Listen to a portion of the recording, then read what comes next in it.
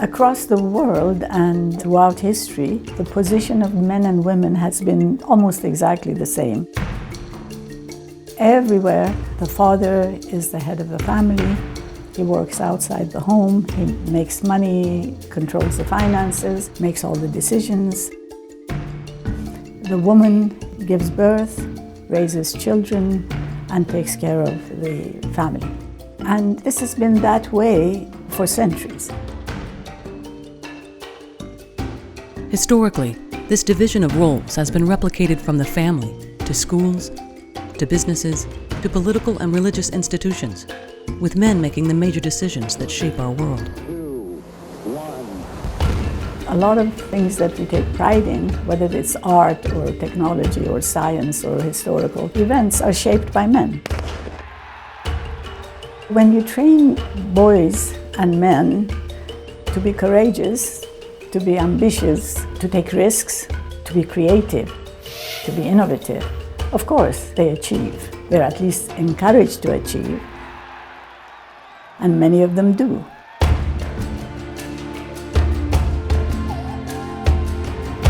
But half of the population has not had its share of inclusion, achieving and shaping aspects of the world in which we live. Look at all the problems we are facing. The decisions that are being made are not the decisions we need. We have to create a vision for the future that we want together, men and women, to make it work for everybody. To do that, we really have to step back, take a look, and see how is it that we have gotten to where we have been, and how can we make real change.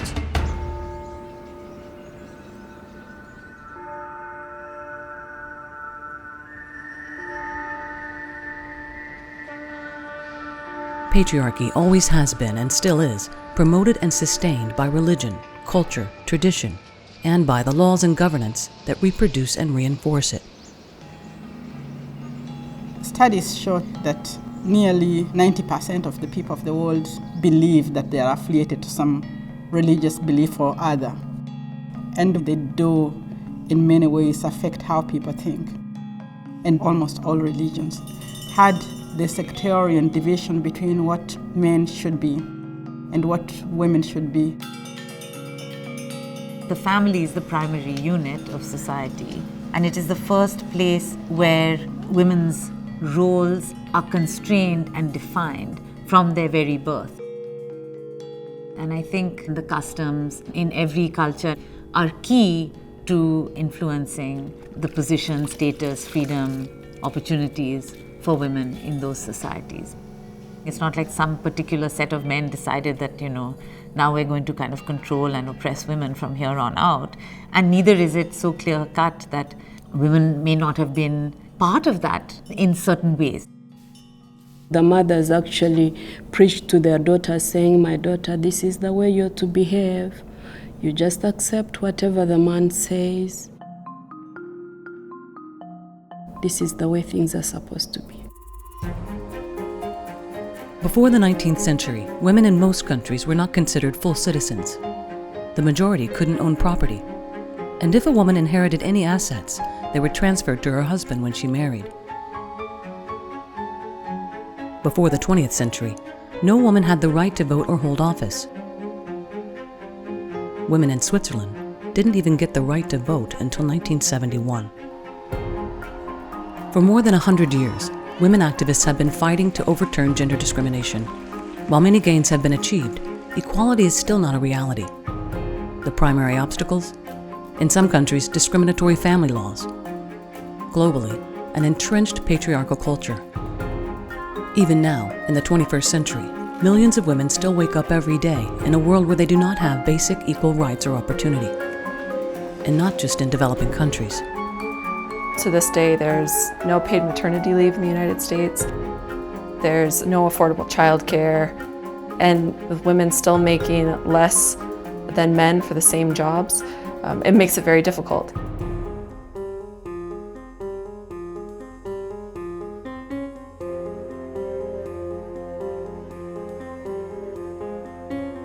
As things change in society, as modernization takes place, laws change. The only laws that are very difficult to change are laws that have to do with the status of women. They are the foundations of male control. Women's sexuality and reproductive rights, for instance, are a very important element of control. Abortion rights are under attack.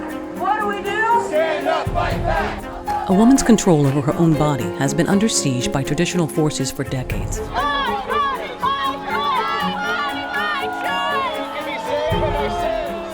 And with extremism on the rise, this not only impedes progress, but threatens to reverse rights that have already been achieved.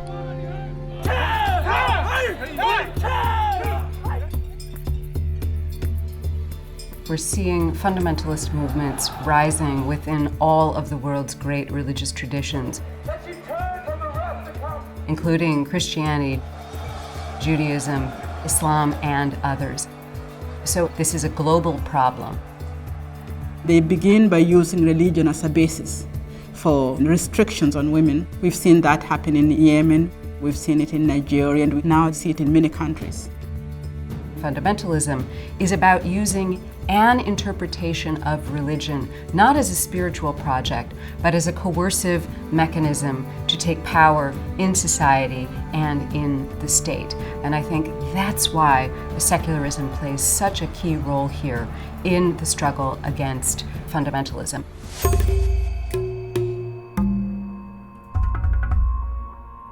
Family laws are very important because it is the law that defines the relations, especially in the private sphere, that have an impact then in the public sphere. It says who does what, who controls who and what. Sharia is the basis for many family laws in Muslim-majority countries. While laws differ from country to country, most deny women equal status. In some countries, a woman of any age cannot marry, take a job outside of the home, attend school, go out in public or travel without the permission of her male guardian. A wife must obey her husband, and because she is not considered a full citizen, she cannot pass her nationality on to her foreign-born spouse or children. A husband is allowed to have multiple wives. He can divorce for almost any reason, and he maintains custody rights to the children. A wife, on the other hand, has very few rights to divorce. Abuse or marital rape are generally not considered just cause. When activists in Morocco campaigned to reform family laws, they met with strong resistance. Et qu'est-ce que nous disaient les islamistes conservateurs? Si vous donnez le droit aux femmes au divorce, elles vont divorcer, vous allez avoir un taux de divorce, ça va être catastrophique. Et même certains magistrats qui disaient, donc elles sont très émotives, donc il ne faut pas leur donner ce moyen. But more than a decade after reform, statistics tell a different story. Le nombre de divorces au Maroc, depuis la réforme de 2004, n'a pas cessé de baisser. C'est-à-dire que les gens divorcent moins, même si maintenant les femmes ont le droit au divorce. Because family laws are based on religious texts and interpreted by individual judges or clerics, their opinions can differ widely. In some countries where there are multiple religions like India, Indonesia, and Lebanon, this is particularly challenging. One family court would decide that child custody age is 2. Another one would decide that it's 12. One grants divorce under certain conditions, one doesn't. This is to the benefit of some men who can afford it, which means if you're a Catholic and you won't be divorced in your Catholic family law, many men actually opt to become Muslims and divorce under the Muslim law and then come back to being Christian.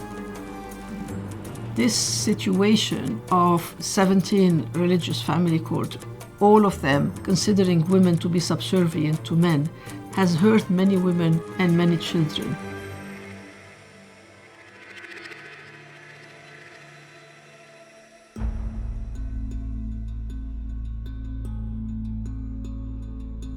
Si l'épouse décède, l'époux a une part très importante de l'héritage de sa femme. Si c'est lui qui décède, la veuve n'a que le 1/8. ce qui est absolument dramatique parce que souvent les femmes veuves se retrouvent dans la rue.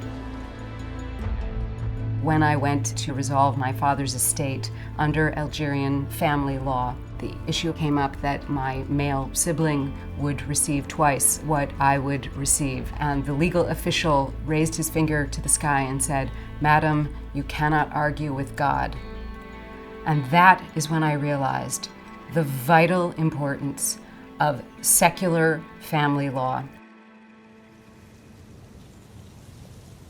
أول هالشي كان لما يجي حدا أو إنه يجي حدا بده يخطبني وأنا أحكي لا. Where are you taking me? They just said, come, come, and then they performed the wedding.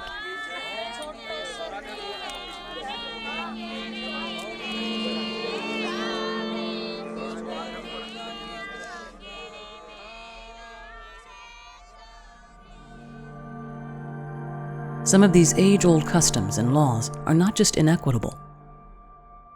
They also condone violence against women. They are in a situation where they do not have choice. They are forced into such marriages by their parents, and everything that is happening in such marriages is violence against them. It is sexual violence, it's slavery, it's rape.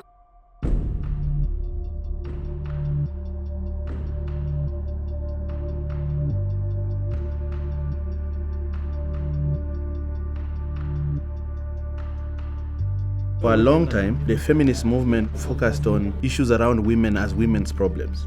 But we realized that they had ignored the men who are the perpetrators of the violence and yet who are always a beneficiary of the system. So we work against all forms of violence against women and children in Kenya. Kwa hivyo si huyu ameoa mtumwa. Yaani ameoa kutumiwa vile anavyotaka, alishwe, apewe mimba, azae, apike chakula, achunge ng'ombe. Kwa hivyo kuoza watoto wadogo inawafanya pia wanakuwa kama watumwa. Anuni اللي دقيبني طبعا كيك وانا كربان. أنا دقيب فرق مسجيه يو دقيب زيني دركيه بريت فرق سجيه. دي دكتور وانا مجاسة كفي على تمرتن دي سلامي وستي. They are deprived of their education, their family life, their possibilities to develop as empowered girls within the family.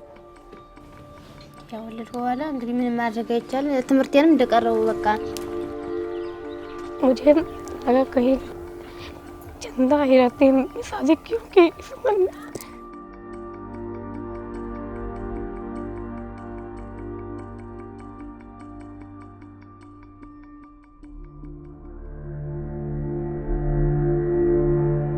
While many countries have passed laws that set the age of marriage at 18, fundamentalists often cite culture and tradition to circumvent the law.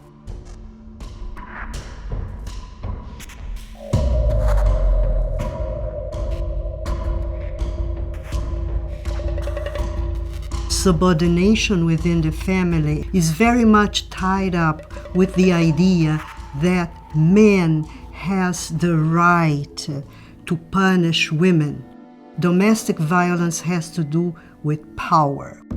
And this, when it is backed up by legislation that places him as the head of the family, becomes very dangerous for women. In Brazil, 70% of men who are violently assaulted are attacked in the street. For women, 70% are attacked at home by men they have a relationship with.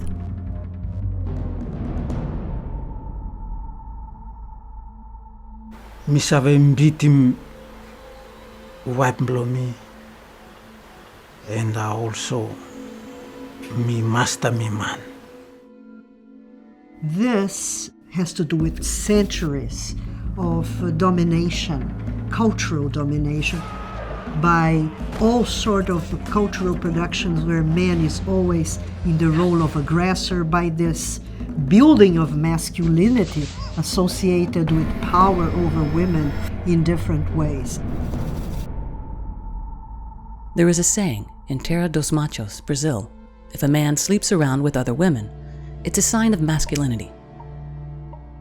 If a woman is an adulteress, she pays with her life. murdered to protect family honor. By 20 members of her own family. Disobedience is a dishonor. So-called crimes of passion and honor killings have existed in many religions and cultures dating back to ancient times. In these situations, the family law is giving authority to commit these crimes and to defend the honor of the family, despite of the fact that the price of this honor is the life of the woman. Inappropriate dress, sexual relations outside of marriage, or just the suspicion of it, and not accepting an arranged marriage are some of the typical defenses for honor killing. This person will not feel respectful in the society if he didn't commit this type of crime and clean the honor of the family.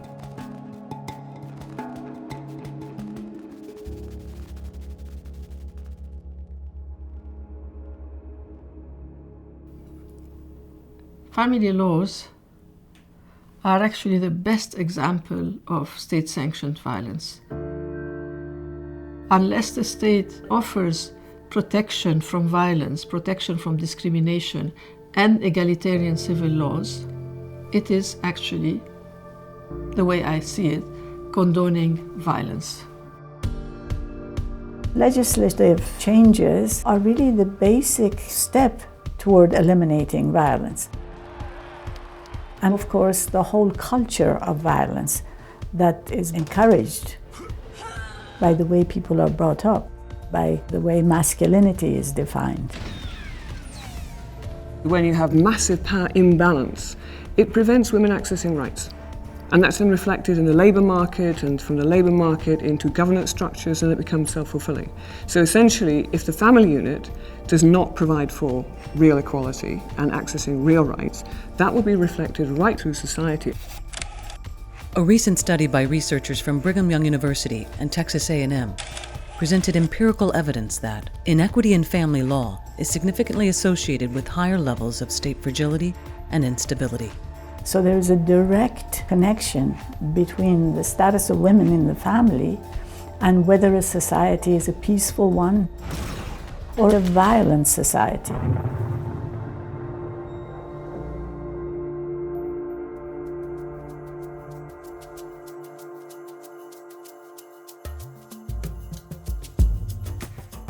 In Rwanda, a Christian-majority country, most people depend on land for their livelihood. Before reform, women could not own land. Today, they can. We used kind of our soft power to lobby for change and to convince the opinion leaders it's a win-win. It's not an easy process, I must say, because these traditions take long to go, but we know that we are on the right track, and we've given the woman a very important tool to use for her livelihoods. Even though Turkey has had a secular civil code since 1926, activists spent decades fighting patriarchal family laws. Reform efforts did away with the head of household concept and achieved another important victory. The joint property regime that was introduced, which grants a woman divorce 50% of the accrued assets after marriage. It not only empowers women, but it also recognizes women's unpaid labor.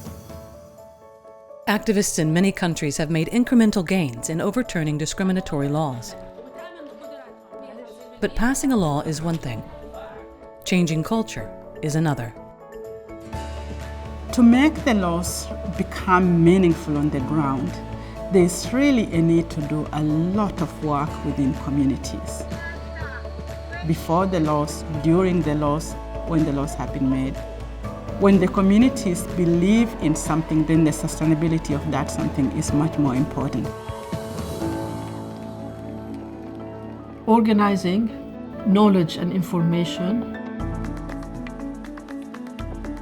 unrelentless lobbying, and actually not to despair. It's a very long-term process. It has happened in other countries. It can happen everywhere else. The best way is documenting cases, reporting on these cases, and raising awareness about the disconnect with human rights. And of course, you can convince men also by talking about their daughters. bringing men on board within the household, in the community, in schools, in religious institutions. Everywhere, in every religion, there are very progressive voices. And so that becomes another area for advocacy and change. You must have in your toolkit a way to work at the most profound levels of what we call culture. So what else are we using? Are we using art? Are we using drama? Are we using music? Are we using the tools that touch our heart, not just the tools that touch our brain? There are a lot of men among the younger generation who are thinking differently, who are working with young women in an egalitarian fashion. So culture is changing, and it does make a difference. Liberation has a way of bringing out the best in men and women alike. Gender equality is not a war of the sexes, but it's a war against oppression. I think men are as much victims of patriarchy as women are, and we rarely think about it in that way. But in fact, I do think men find themselves extremely circumscribed by the conditions of patriarchy in ways that we rarely talk about, but I think are profoundly important if we want to change the rules of the game.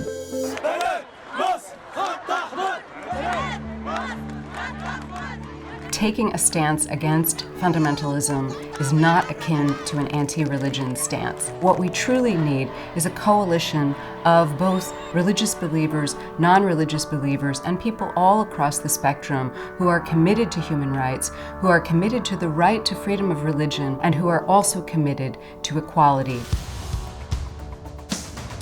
You have to start with yourself, you have to start with your family, you have to start with how you raise your kids. So if we get it right within the family, if we get the individual rights properly respected, we get equality, we will then start spreading that into other institutions, and organically it will lead to transformation. We need to act more global. There has been an awakening around the world. So there's no going back in what we have achieved. There's no going back in the demand for moving forward.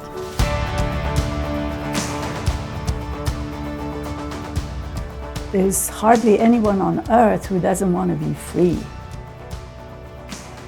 There's no one on earth who doesn't want to have a say in their own life decisions. Where women have had more opportunities and been able to mobilize those opportunities, it makes a difference. If we learn to recognize our power, to feel it, to internalize it, to exert it, we can do it. We have to begin at the level of the family and the culture that dominates the relationships in the family. To do that, we have to bring the men in so that we work together toward a different world, a world of inclusion of all, justice for all, equality for everyone.